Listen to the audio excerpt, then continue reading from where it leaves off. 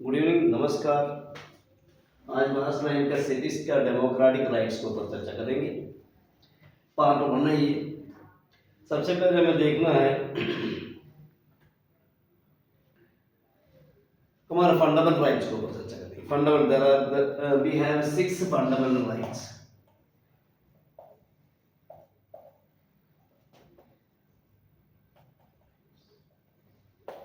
और 2 constitutional rights है।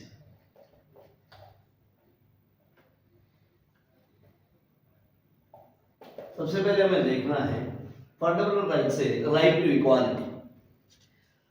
देखिए, भारत के संविधान में भारत के नागरिकों को 6 अधिकार दिया है। वो हमारे इस देश में पैदा होने की वजह से ही इंडियन सिटीजन्स को दिया गया है। इंडियन सिटीजन को 2 कॉन्स्टिट्यूशनल राइट भी दिया गया है। सबसे पहले मैं शॉर्टकट में बताऊँ कॉन्स्टिट्यूशनल राइट क्या है। हम property, right to property, right to vote, ये गवर्नमेंट जब चाहे इसे खत्म कर सके। गवर्नमेंट की मर्जी है। राइट टू वोट कभी ना कभी बढ़ा देते हैं, एज बढ़ा देते हैं, कभी कम करवा। पहले हमारे बचपन में 21 थे, अब 18 कर दिए। और राइट टू प्रॉपर्टी है, आजकल मेरे ख्याल से 15 एकड़ जमीन से एग्रीकल्चर लैंड में 15 एकड़ से ज़्यादा रखना चाहिए। ये है कॉन्स्टिट्यूशन राइट। हमें सबसे पहले देखना फंडामेंटल राइट में सबसे पहले राइट टू इक्वालिटी।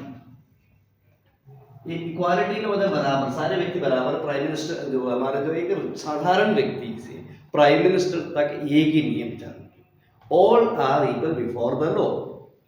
इंडिया में देखो, जो प्रधानमंत्री से प्रधानमंत्री तक एक रिक्शा चलाने वाले या साधारण एक मजदूर व्यक्ति और हमारे भारत के हिंदुस्तान के प्राइम मिनिस्टर तक एक ही नियम है, सब बराबर है। दूसरा क्या होता है, राइट टू फ्रीडम।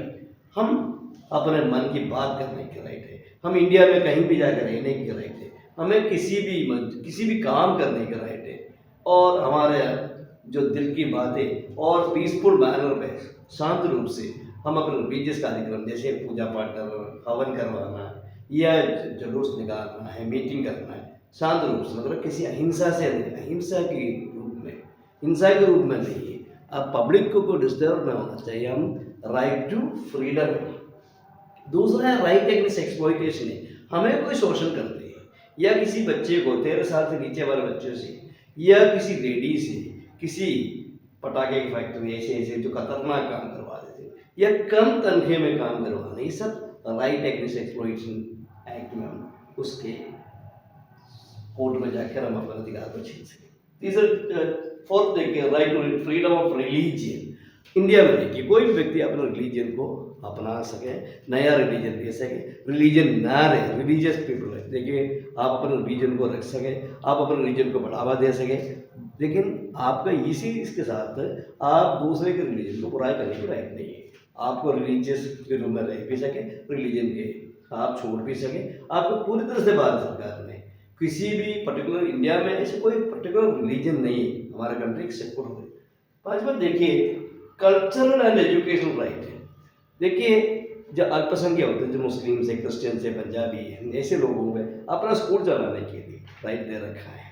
एजुकेशन है, कोई व्यक्ति को कोई ऐसे कोई पाबंदी सरकार की तरफ से हर चीज़ हर व्यक्ति को एजुकेशन प्राप्त करने के राइट दिया गया है।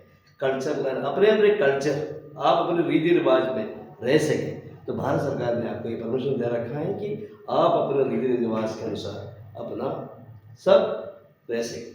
लास्ट वाला देखिए, right to constitutional remedy. Constitutional remedy, ये डॉक्टर बी आर अम्बेडकर हमारे जो संविधान सभा के जो चेयरमैन साहब थे, उसने ये बताया, ये इसका it is the soul of constitution of India.